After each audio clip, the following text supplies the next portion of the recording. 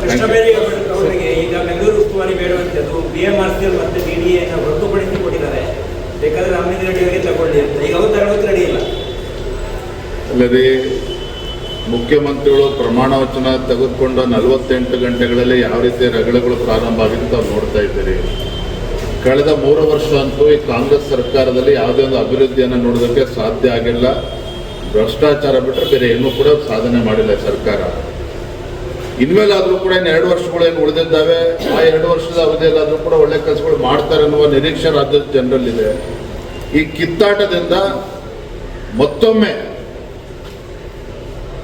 ಅಭಿವೃದ್ಧಿ ಆಗ್ತದೆ ಮುಂದೆ ರಾಜ್ಯದಲ್ಲಿ ಅನ್ನೋದು ಕೂಡ ಹುಸಿ ಆಗ್ತಾ ಇದೆ. ಹಾಗಾಗಿ ನಾನು ಒಂದೇ ಮಾತಲ್ಲಿ ಹೇಳೋದಾದ್ರೆ, ಮುಖ್ಯಮಂತ್ರಿಗಳು ಏನೇ ಬದಲಾವಣೆ ಆಗಿದ್ರು ಸಹ ರಾಜ್ಯದ ಮುಖ್ಯಮಂತ್ರಿಗಳಿಂದ ಈ ಕಾಂಗ್ರೆಸ್ ಸರ್ಕಾರದಲ್ಲಿ ಯಾವುದೇ ಅಭಿವೃದ್ಧಿಯನ್ನು ನೀವು ನಿರೀಕ್ಷೆ ಮಾಡೋದಕ್ಕೆ ಸಾಧ್ಯ ಇಲ್ಲ. ಈಗಾಗಲೇ ಸಾಲದ ಹೊರೆ ರಾಜ್ಯದಲ್ಲಿ ಬಂದು ಮುಟ್ತಾ ಇದೆ. 10 ಲಕ್ಷ ಕೋಟಿ ರೂಪಾಯಿಗಳಿಗೆ ಇವತ್ತು ಸಾಲದ ಹೊರೆ ಬಂದು ನಿಂತಿರುವಂಥದ್ದು. ಹಾಗಾಗಿ ಈ ಕಾಂಗ್ರೆಸ್ ಸರ್ಕಾರದಿಂದ ಯಾವುದೇ ಅಭಿವೃದ್ಧಿ ನಿರೀಕ್ಷೆ ಮಾಡೋದಕ್ಕೆ ಸಾಧ್ಯ ಇಲ್ಲ. ಅದ್ರ ಜೊತೆಯಲ್ಲಿ ಇವತ್ತೇನು ಕಿತ್ತಾಟ ಪ್ರಾರಂಭ ಆಗಿದೆ. ನಮ್ಗೆ ಆ ಪೋರ್ಟ್ಫೋಲಿಯೋ ಬೇಕು, ನಮ್ಗೆ ಈ ಪೋರ್ಟ್ಫೋಲಿಯೋ ಬೇಕು, ಇನ್ನೂ ಉಸ್ತುವಾರಿ ಸಚಿವರು ಕೊಟ್ಟಿಲ್ಲ, ಯಾವ ಜಿಲ್ಲೆಗೆ ಕೊಡಬೇಕು ಅಂತ ಅದು ತೀರ್ಮಾನ ಆಗಿಲ್ಲ. ಕ್ಯಾಬಿನೆಟ್ ಎಕ್ಸ್ಪಾನ್ಷನ್ ಕೂಡ ಇನ್ನೂ ಕಂಪ್ಲೀಟ್ ಆಗಿಲ್ಲ.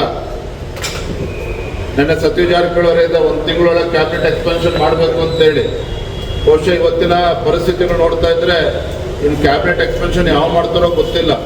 ಹಾಗಾಗಿ ಮಾನ್ಯ ಮುಖ್ಯಮಂತ್ರಿಗಳು ಮುಂದೆ ಇರ್ತಕ್ಕಂಥ ದೊಡ್ಡ ಸವಾಲು ಅಂತ ಹೇಳಿದ್ರೆ, ಯಾರಿಗೆ ಯಾವ ಪೋರ್ಟ್ಫೋಲಿಯೋ ಕೊಟ್ಟರೆ ಅವ್ರಿಗೆ ತೃಪ್ತಿ ಆಗ್ತದೆ, ಯಾರಿಗೆ ಯಾವ ಜಿಲ್ಲೆಯನ್ನು ಕೊಟ್ಟರೆ ಉಸ್ತುವಾರಿ ಕೊಟ್ಟರೆ ಅವ್ರಿಗೆ ತೃಪ್ತಿ ಆಗ್ತದೆ.